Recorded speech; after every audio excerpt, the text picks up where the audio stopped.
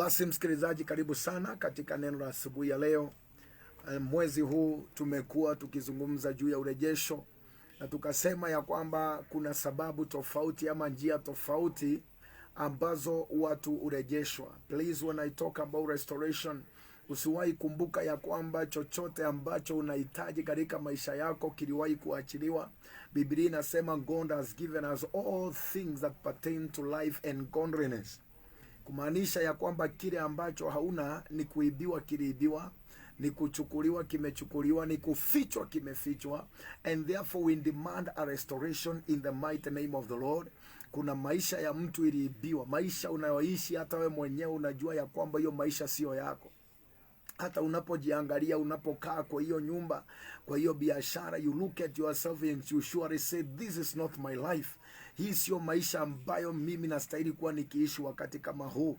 Nataka nikuambia msikilizaji, we have a God in heaven who is able to restore your dreams, who is able to restore your visions, who is able to make you the person that he created you to become. And I prophesy that it shall come to pass so in the name of Jesus Christ. Leo nataka nizungumze habari ya urejesho. Tulizungumza habari ya urejesho ujao kupitia ama kwa sababu ya kujibiwa maombi. I want to speak today about restoration that comes as a reward. Urejesho ambao Mungu huleta kwa maisha yetu kwa sababu ni kutulipa, anatulipa. Ni vyema kujua ya kwamba God is a rewarder. Biblia inasema ya kwamba whoever comes to him, Hebrews 11:6, must believe that he is and that he is a rewarder. Kuna vitu ambazo huja kwetu kwa sababu ni kulipwa, tunalipwa. Kuna mambo ambayo Mungu hutufanyia kwa sababu kuna kazi alitupatia tukafanye, tukaifanya, na Mungu ulipa watu wake. 1 Corinthians 15:58 pia inazungumza ikasema ya kwamba be steadfast, be strong, na usiache kufanya kazi ya Mungu because it has a great reward. God is a rewarder. Ndio sababu hatuwezi kutoshana. I like telling people katika ufalme huu, wapendwa, tujue ya kwamba hatuwezi kutoshana. Kwa sababu yule mtu ambaye anafanya kazi kwa bidii, Biblia inasema mkulima alimaye shamba lake kwa bidii atakuwa wa kwanza kupata mazao yake. We will never be equal, kwa sababu wafanyikazi hufanya kazi tofauti tofauti, na kila mtu ulipo mshahara wake. Kuna malipo tunalipo hapa duniani, na Biblia inasema tutakapofika mbinguni pia kuna taji. Kuna taji nyingi sana. I think ni taji kama 7 hivi zilizotajwa kwa Biblia ambazo tutapewa. Wengine watapewa 1, wengine watapewa 2. Mimi natamani kupewa zote 7. Haleluya. Biblia inasema tutakapofika kule, wale ambao wameongoza wengine katika utakatifu, taji zao zitang'ara kama nyota.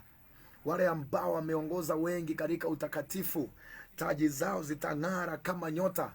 Na Biblia inasema pia kuna wale ambao watafika mbinguni, lakini watakuwa ni kama watu waliotoroka motoni. Watakuwa ni kama people who have just escaped from the fire. Meaning kuna taji tofauti, kung'ara mbinguni kutakuwa ni tofauti. We will not be the same. Miri itakuwa the same, but our crowns will be different. Ndio maana Paulo anasema ya kwamba mimi nimemaliza vita zangu, nimepiga vita za imani. Sasa niko tayari kuvalishwa taji kulingana na kazi uliyoifanya. Maana Biblia inasema tutakapofika kule mbinguni, matendo yetu ndio yatakayotufuata. In the same way hapa duniani Mungu ulipa watu, na hatutawahi lipo the same. We will never be paid the same. I like telling people ya kwamba baraka za Mungu sio za wholesale.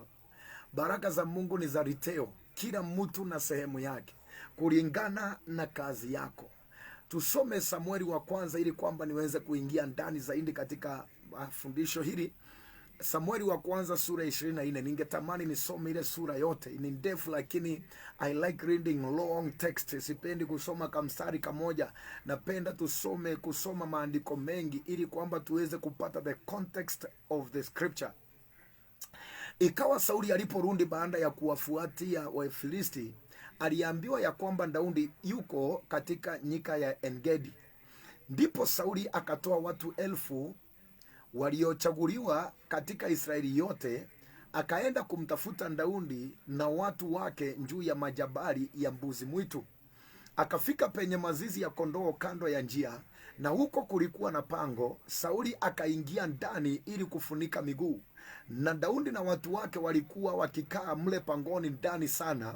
Nao watu wa Daudi wakamwambia, tazama, hii ndiyo ile siku aliyokuambia Bwana, angalia, nitamtia adui yako mkononi mwako, nawe utamtenda yoyote utakayoona kuwa mema. Basi Daudi akainuka akaukata pindo wa vazi lake Sauli kwa siri, lakini halafu moyo wake Daudi ukamchoma kwa sababu amekata upindo wa vazi la Sauli. Akawaambia watu wake, asha, nisimtendee bwana wangu masihi wa Bwana neno hili, kunyosha mkono wangu juu yake, kwa maana yeye ni masihi wa Bwana, ama ni mpako mafuta wa Bwana. Basi Daudi akawazuia watu wake kwa maneno hayo, asiwaache kumuondokea Sauli. Kisha Sauli akatoka pangoni akaenda zake. Daudi naye akainuka baadaye, akatoka pangoni akamuita Sauli akisema, bwana wangu mfalme. Sauli alipotazama nyuma, Daudi akainama uso wake hata chini akamsujudia. Daudi akamwambia Sauli, kwa nini unasikiliza maneno ya watu wasemao? Tazama, Daudi anataka kukudhuru. Tazama, leo hivi macho yako yameona jinsi Bwana alivyokutia mikononi mwangu pangoni mwa watu wengine, wakaniambia nikuue, lakini nikakuacha, nikisema, sitaki kunyooshea mkono wangu juu ya bwana wangu, kwa maana yeye ni masihi wa Bwana.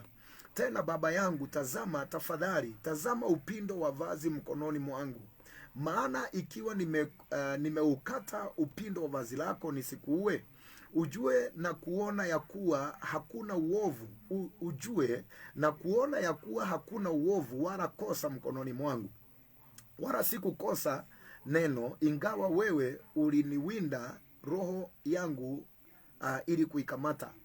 Bwana atuamue mimi na wewe, na Bwana anilipizie kisasi changu kwako, lakini mkono wangu hautakuwa juu yako. Kama vile walivyosema watu wa kale katika methali yao, katika uovu utoka uovu, katika waovu utoka uovu, ila mkono wangu hautakuwa juu yako. Na mfalme wa Israeli ametoka ili kumfuatia nini? Unamuinda nani? Ni kuinda mbwa mfu au kiroboto? Basi Bwana atuamue, atahukumu mimi na wewe, akaone, akanitetee neno langu, akaniokoe na mkono wako. Ikawa Daudi alipokwisha kumwambia Sauli neno ili, Sauli alisema, hii ndio maandiko nilitaka tufike hapa. Daudi alipokwisha kumwambia Sauli maneno hayo, Sauli alisema, hii ndi sauti yako Daudi mwanangu. Naye Sauli akapaza sauti akalia, akamwambia Daudi, wewe u mwenye haki kuliko mimi, maana wewe umenitenda mema, nami nimekutenda mabaya. Nawe umeonyesha leo jinsi ulivyotenda mema, kwani Bwana aliponitia mkononi mwako hukuniua. Maana mtu akimwona adui yake, je, atamwacha kwenda salama? Basi Bwana akulipe, basi Bwana akulipe mema kwa haya ulionitendea leo. Na sasa angalia, najua ya kuwa hakika utakuwa mfalme, na utakuwa mfalme wa Israeli, utafanyika imara, na ufalme wa Israeli utafanyika imara mkononi mwako. Basi sasa uniapie kwa Bwana ya kwamba hutawakatalia mbali wazao wangu baada yangu, wala hutaniharibu jina langu katika mbari ya baba yangu. Naye Daudi akamwapia Sauli. Kisha Sauli akaenda zake kwao, lakini Daudi na watu wake wakapanda kwenda ngomeni. Amen. Nataka nizungumze nawe msikilizaji wangu kwa dakika chache tulizo nazo, ya kwamba kuna mambo ambayo Mungu hutendea watu kwa sababu ni kuwalipa, anawalipa. Tutazungumza habari ya favor, I believe next Sunday. Tutazungumza habari ya mambo ya seasons kufika, maana kuna mambo ambayo Mungu hufanyia watu kwa sababu manjira yao imefika. But I want us to look this morning, ni kuambia ya kwamba vitu zingine zote Mungu huenda akafanya the same, lakini inapokufika ni wakati wa kulipa watu, Mungu ulipa watu kulingana na matendo walioyatenda. Mstari ambao ama chapter ya Biblia ambao tunasoma leo, Daudi amepakwa mafuta kuwa kiongozi wa Israeli, ameua Goliath, amefanya vitu nyingi, lakini Sauli kwa sababu bado ni president, bado ni mfalme wa Israeli, ameona Daudi kuwa ni tisho katika utawala wake. Kumbuka wakati ambapo Daudi aliua Goliath, wamama walishuka wakiimba ya kwamba Sauli ameua maelfu yake na Daudi naye ameua maelfu 10 yake. Na walipoimba ile wimbo, Sauli alikaa akajiuliza, kama wameimba wimbo kama huo, ni nini wamebakisha? Si ni kuniondoa mimi katika ufalme, alafu wapatie Daudi ufalme wa Israeli. Sauli alijua ya kwamba Daudi amepakwa mafuta, lakini Sauli utawala wake bado haujaisha. Sauli amekataliwa na Mungu kwa sababu ya siku aliyotumwa kuua Wamaleki, akabakisha vilivyo vinono. Na Samueli akamwambia Sauli, ufalme wako umegawanyika, umetolewa kwako na kupewa jirani yako ambaye ni Daudi, ambaye ni mtu atafutaye roho ya Mungu. Sauli akawa na hasira, Sauli akawa na kisazi, Sauli akawa anataka kuua David. Na Biblia inasema siku baada ya siku Sauli alitafuta kumuua Daudi, lakini Mungu hakuruhusu Sauli aweke mikono yake juu ya Daudi. Nataka nianze kwa kukuambia msikilizaji wangu ya kwamba ingawaje Sauli alitafuta David, Biblia inasema Mungu hakuruhusu Sauli aweke mikono yake juu ya Daudi. Tunatumikia Mungu mwenye kutulinda, tunatumikia Mungu ambaye ako na kusudi na kesho yetu, tunatumikia Mungu ambaye atahakikisha ya kwamba alichokuita kufanya kimefanyika. Na mahali tunasoma leo ni kwamba katikati ya hizi kimbia Daudi ameenda kule jangwani, mahali panaitwa the wilderness of En-Gedi, na akiwa amejificha pale kwenye pango, Sauli akaingia kwenye lile pango. Biblia Kiswahili inasema ya kwamba aliingia kujifunika miguu. Biblia King James inasema he went to relieve himself. So kile tunajua ni kwamba he entered the same cave, mahali ambapo Daudi alikuwa. Na watu ambao walikuwa na Daudi, wanajeshi wake, wakamwambia David, siku ile Mungu alizungumzia ndiyo hii. Siku ile Mungu alisema atapeana adui yako Sauli kwa mikono yako, ndiyo hii imefika leo. Kile ambacho walitaka ni kwamba walitaka Daudi achukue upanga wake auwe Saul, ili kwamba waweze kuchukua ufalme. Mambo haya yalifanyika mara mbili. Daudi amekataa siku hii, akasema hapana, siwezi kunyosha mkono wangu juu ya mpakwa mafuta wa Mungu, kwa sababu sio yeye nitakuwa ninaua, ni mafuta nitakuwa ninaguza. My God. Akasema hapana, sitafanya hilo jambo, kwa sababu itakuwa ni kupigana na Mungu mwenyewe. Mara ya pili pia ilifanyika hivyo. Wakamwambia, I believe in chapter number 26, wakamwambia David again, Sauli ndiye huyu ua. In fact, Abishai ambaye alikuwa ni shujaa kwa jeshi la Daudi, Mara ya pili alimwambia Daudi, hata usimguze, nipatie tu ruhusa, nitamdunga na mkuki mara moja, na hiyo stori ya Sauli itakuwa imeisha. Daudi akamwambia Abishai, hapana, kwa sababu huyu ni mpako mafuta wa Mungu. Kuna upako juu yake, kuna utukufu juu yake. Wachaneni na yeye. Mungu akitaka kumuua atamuua mwenyewe, ama siku yake ya kufa itafika na atakufa mwenyewe. Sijui ni wangapi leo wangepata nafasi ya kuua Saul, aliyekufukuza, aliyekufanya kuwa refugee, aliyekufanya kuwa mkimbizi. Unaishi jangwani na unajua ya kwamba umepewa mafuta ya kuongoza baada yake, ukamwacha akiwa hai. Vita tulionazo leo ni akina Daudi walioamua kuua Sauli. Vita tulio nayo leo ni akina Daudi walioamua kupigana na baba zao. Watoto walioamua kupigana na baba zao. Watoto wakachukulia panga wazazi wao.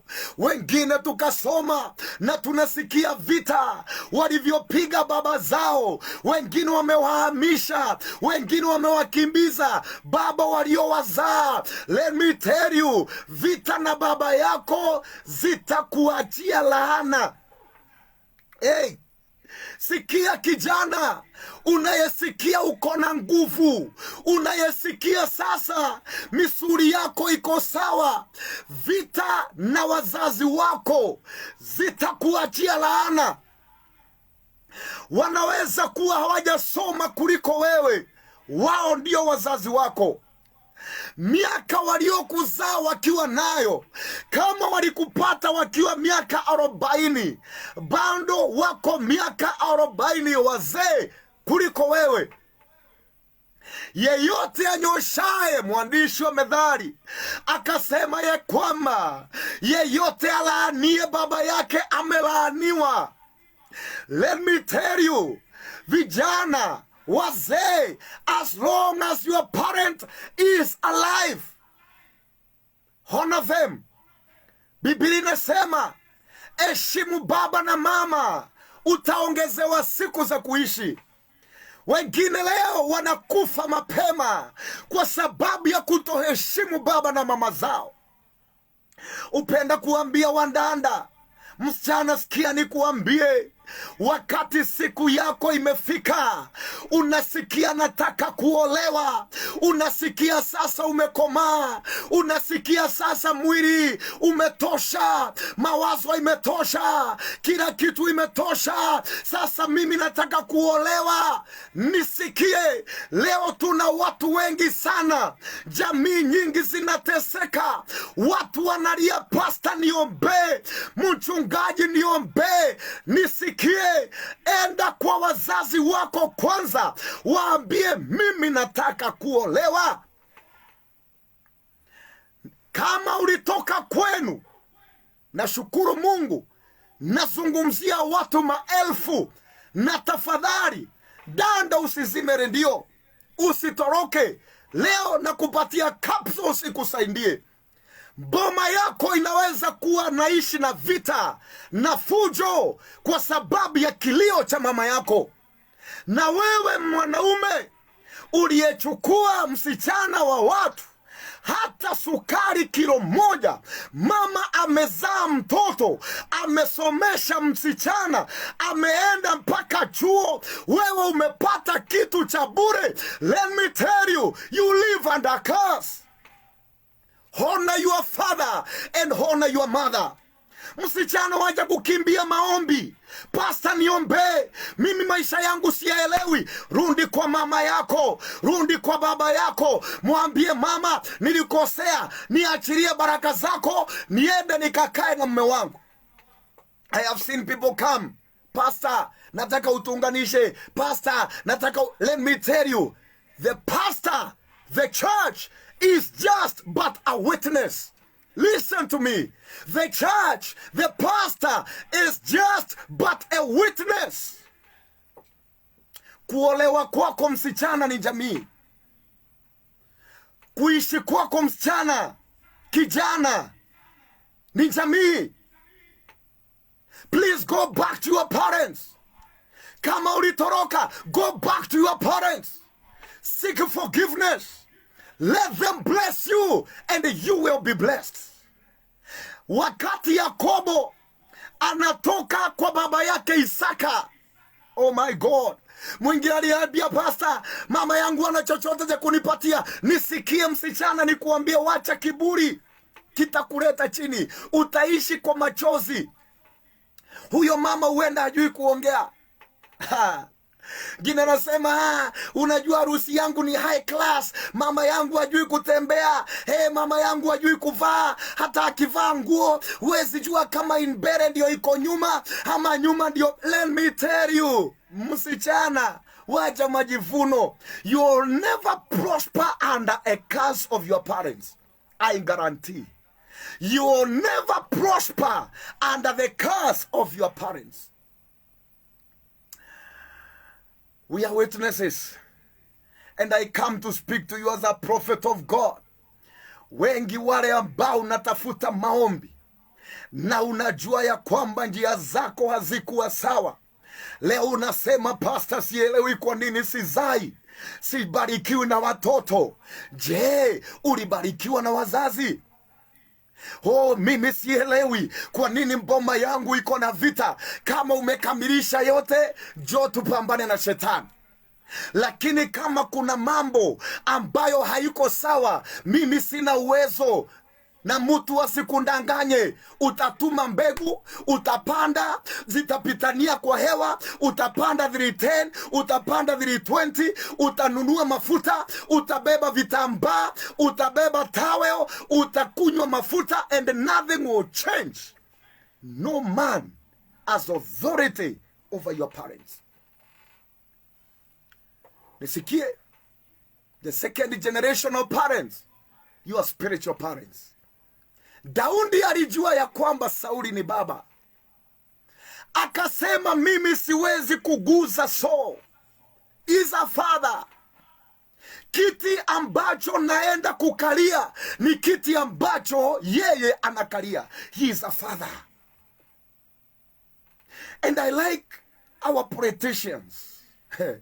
Mara nyingi utakuta ya kwamba wanasiasa, wakati wa campaign, utafikiria ni maandui, utafikiria hawaonani.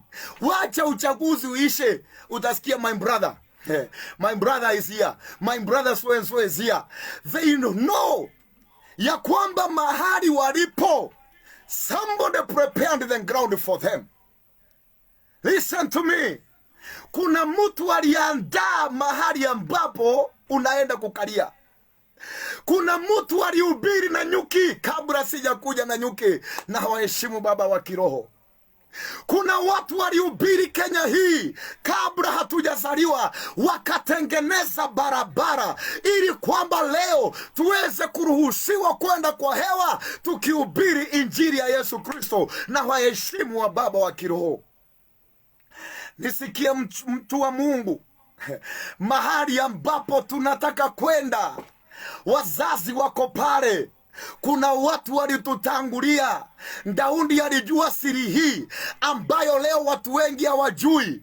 Kuna watu leo wakitaka kuanza makanisa, wanaanza vita na mchungaji ili kwamba waweze kwenda na kutoka na kuvunja kanisa, kwa sababu hata mimi nimeitwa. Let me tell you, mzee mmoja wa injili aliniambia kanisa ya kukata haiwezi enda zaidi ya miaka 10. Guarantee. In 10 years time, mtu wa Mungu, wacha hiyo mafuta umepakwa, utakuwa unauliza, what did I do? What happened to me? Seek the blessing of your father. Somebody has labored for you to be who you are. Somebody has labored for you to become who you are today. Madhabahu hiyo uliopewa, leo unapewa na mchungaji, unaambiwa leo ndio utahubiri. Tafadhali ya heshimu. Kuna mtu aligharamika. Daudi alisema ya kwamba mikono yangu haiwezi kugusa Saul, kwa sababu ni mpako mafuta wa Mungu. sitainuka kinyume na Sauli. Yeye ni mpakwa mafuta wa Mungu. Na naomba makanisani, naomba watu wa Mungu, mama, hata kama wewe ndio unaimba na malaika wanashuka, heshimu mchungaji, heshimu mtumishi wa Mungu. Hata kama hajui Kiingereza kama wewe, yeye ndiye amefungua hiyo kanisa, wewe ukawa mahali pale. I pray for you to understand this. Daudi akasema, siwezi guza mpakwa mafuta wa Mungu. Kwa sababu gani? Daudi alijua, shika hii point vizuri kwa ufunuo wa Roho Mtakatifu. Daudi alijua ya kwamba akiua Sauli ataonyesha wanajeshi wake ya kwamba ni sawa kuua kiongozi. Oh my God. Ataonyesha watu wake ya kwamba ni sawa kumaliza kiongozi. Daudi akasema, hapana, sitawaonyesha kuua viongozi. Kwa sababu gani? Siku moja nitakapokuwa kiongozi, hata wao wataniua. Leo mtu wa Mungu unauliza, hii rebellion, hii mambo mazito yalitokea wapi? Je, uliwaonyeshaje? Ulipokuwa unatoka mahali ulitoka, uliwaonyesha namna gani? Did you tell them that fighting pastor is okay? Did you tell them?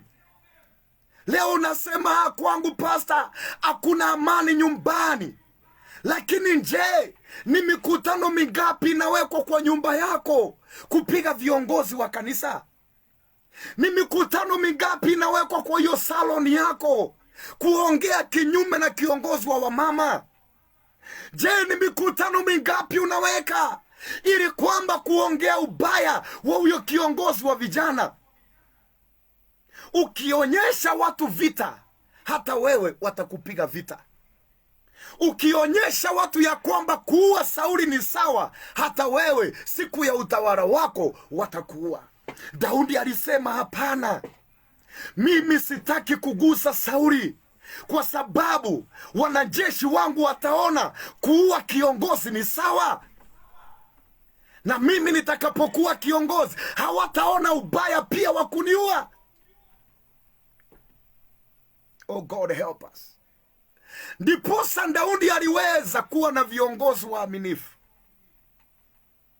Daudi aliweza kuwa na watu waaminifu kiasi kwamba akisema niko na kiu, wanaume watatu wanainuka, wanavunja ngome ya Wafilisti, wanaingia Bethlehem, wanachota maji, wanamletea Daudi, mpaka Daudi anasema, hii sitakunywa, hii ni damu ya watu. Wewe ambao uko na vita na watoto wako, je, watoto wako wamewahi kuona ukiwa na vita na viongozi wako? Inawezekana ni wewe uliwafunza vita. Inawezekana ni wewe uliwaonyesha rebellion is okay. Inawezekana mama, ni wewe uliwaonyesha ya kwamba vita ni sawa. Please correct your ways and God will bless you. Daudi anasema, sitaguza Saul. Anakuta opportunity ya kumaliza Sauli. Kasema ya kwamba mimi sitaguza mpakwa mafuta wa Mungu.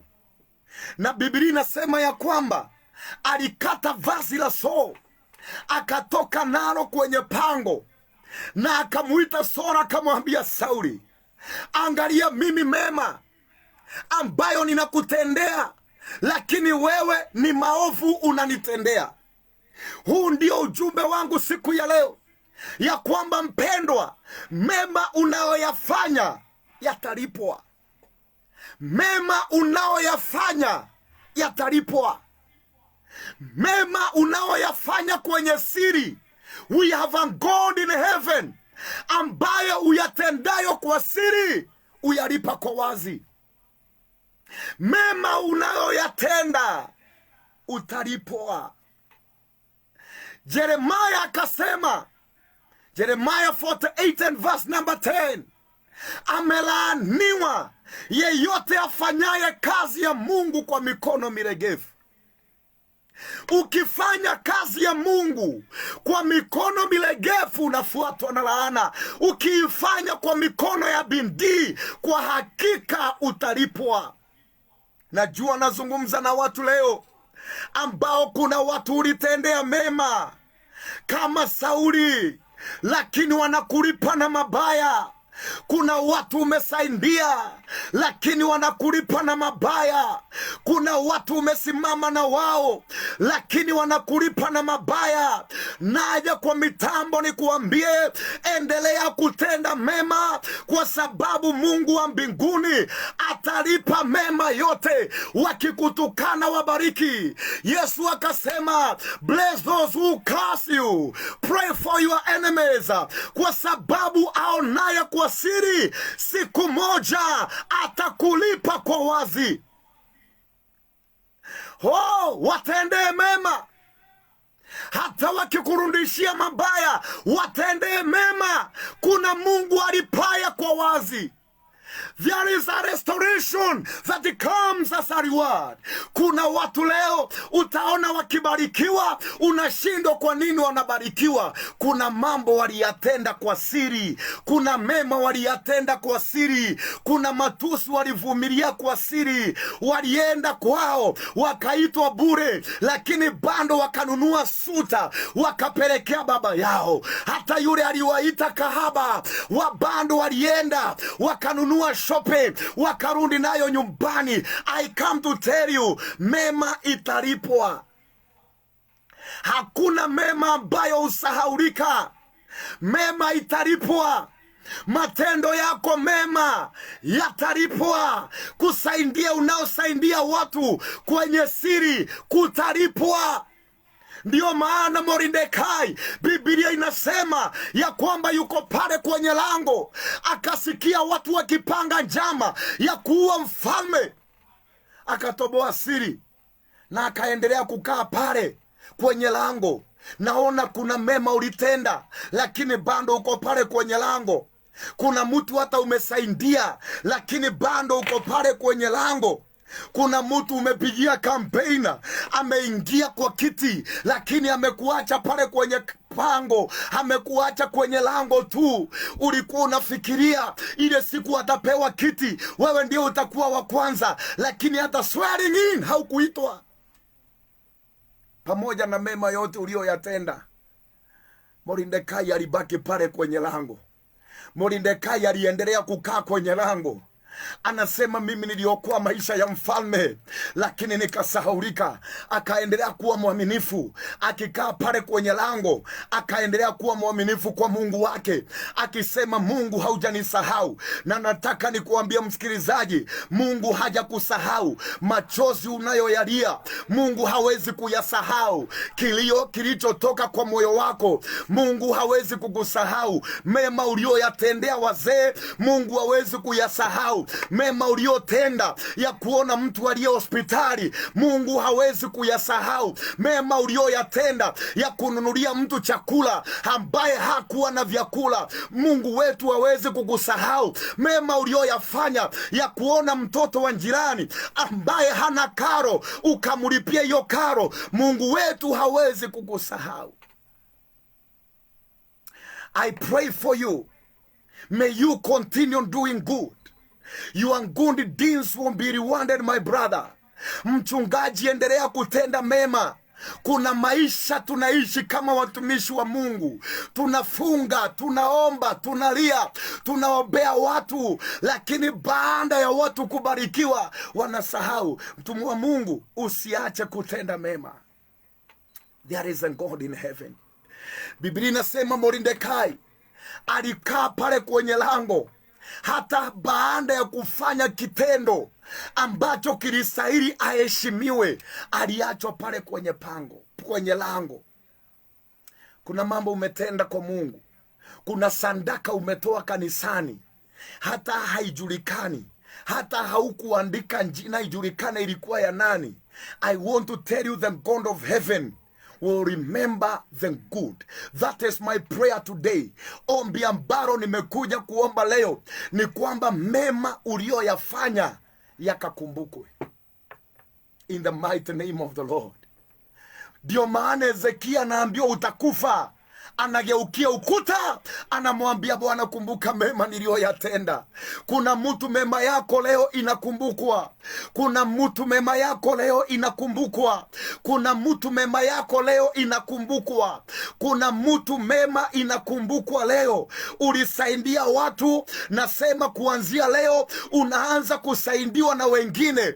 Ulishika watu mikono wakati wa udhaifu wao, hao wakatoka na wakakusahau, lakini Mungu anainua watu wengine ambao watakushika mkono.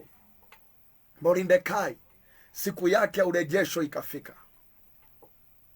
Na siku moja mfalme akauliza, alifanyiwa nini huyu mtu? Nasoma kwenye vitabu ya kwamba alisaidia mfalme siku ambaye alikuwa hauawe. Anaambiwa hakuna kitu alifanyiwa. Akasema amri imetoka saa hii ya kwamba kuanzia leo, this is a king's directive, ya kwamba saa hizi huyo mtu achukuliwe.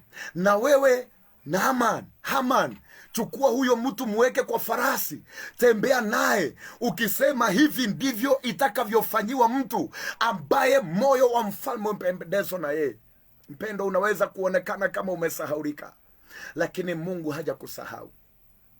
Mama, hayo matendo umetenda kwa watoto wako katikati ya kilio na uchungu mwingi, hiyo matendo umekazana na hao watoto, mama, hautasahaulika. Mema yako haitasahaulika. Uliachwa na watoto wa mtu na akasema hata hataki kuwaona. My God, mama, nisikie, matendo yako haitasahaulika. Mema ulioyafanya. Sauli akainua sauti yake akamwambia Daudi, mimi najua utakuwa mfalme na Mungu akulipe. My God, this is my prayer. Na Mungu akulipe. Sauli anasema, Daudi, na kuombea Mungu akulipe, kwa sababu nimekutendea mabaya, wewe ukanitendea mazuri. Mungu akulipe.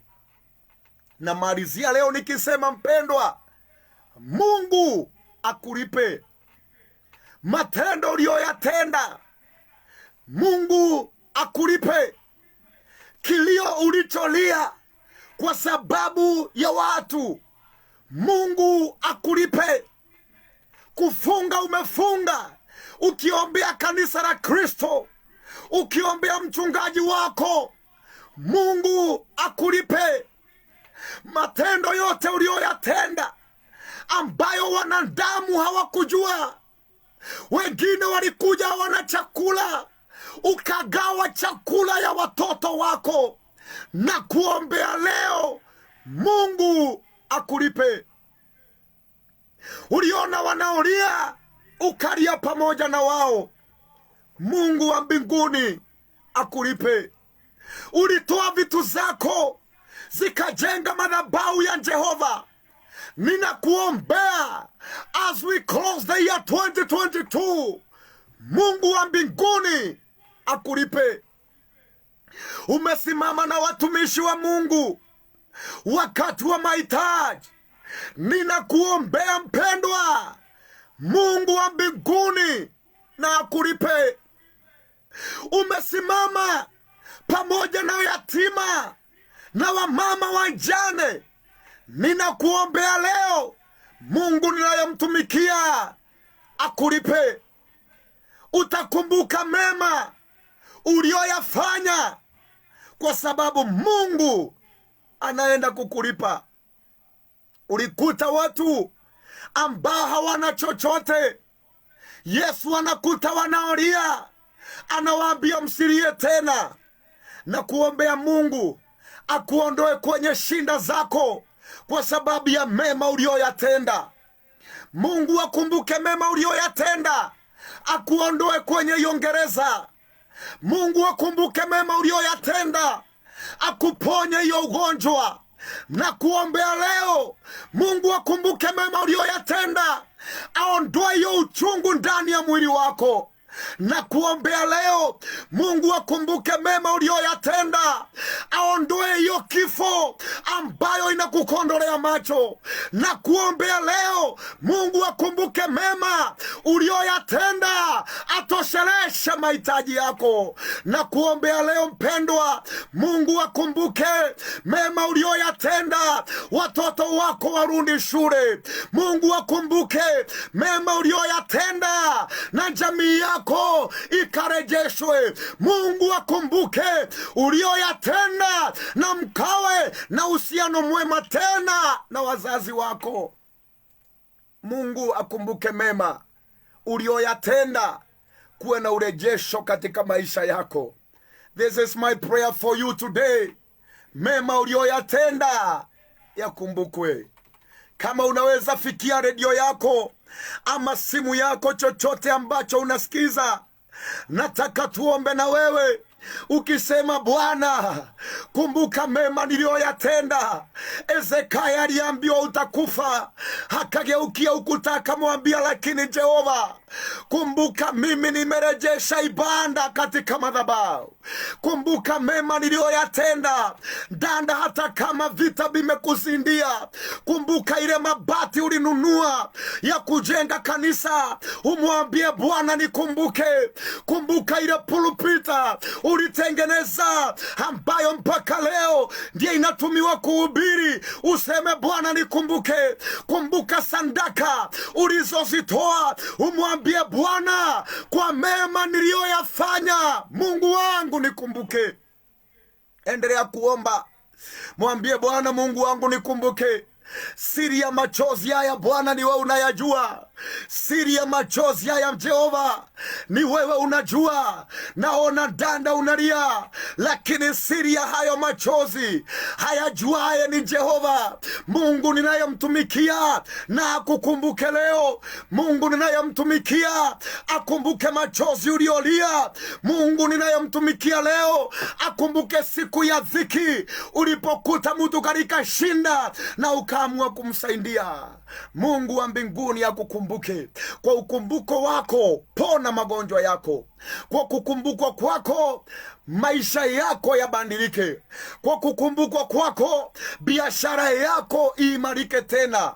Kwa kukumbukwa kwako jamii yako irejee. Na kuombea wewe ambayo familia yenu ilisambaratika, hamuonani na wazazi, hamuonani na ndugu zenu, I am praying for you ya kwamba Christmas ya 2022 I prophesy ya kwamba mtaikula pamoja katika jina la Yesu aliye hai. Ninasema hiyo familia ambayo hamsalimiani, hata simu hampigiani, I prophesy over that family, Christmas ya 2022 mutakaa pamoja na kula pamoja. Mungu akumbuke mema ulioyafanya na arejeshe nyumba yenu. Mungu akumbuke mema yako, akuponye mwili wako, arejeshe biashara yako, arejeshe nyumba yako, akupatie kesho iliyo na matumaini.